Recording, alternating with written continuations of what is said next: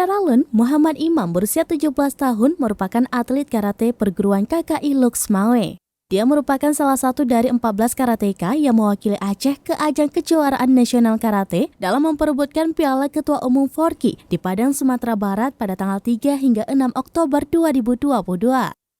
Hasil keseluruhan dari 14 karateka yang mewakili Aceh, hanya 2 yang berhasil meraih medali perunggu. Mereka adalah M. Imam yang bermain di kelas minus 55 kg junior dan Alin yang bermain di kategori kadet putri. Ketua Forki Kota Loksmawe, Samsul Yusuf menyebutkan M. Imam merupakan karateka handal yang dimiliki Kota Loksmawe. Bertanding di Kejurnas di Padang merupakan debut perdana baginya.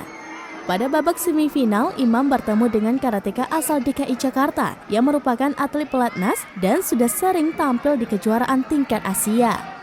Di laga semifinal, dasarnya M. Imam pun sudah tampil maksimal, tetap bisa menekan lawan. Namun di akhir laga, M. Imam pun kalah tipis 0-1. Sedangkan di laga perebutan juara 3, Imam kembali tampil maksimal dan menang telak. Hasil ini menjadi motivasi besar bagi M. Imam untuk terus giat berlatih ke depannya, terutama dalam mempersiapkan diri menuju Pora Sigli serta menyongsong PON Aceh Sumatera Utara.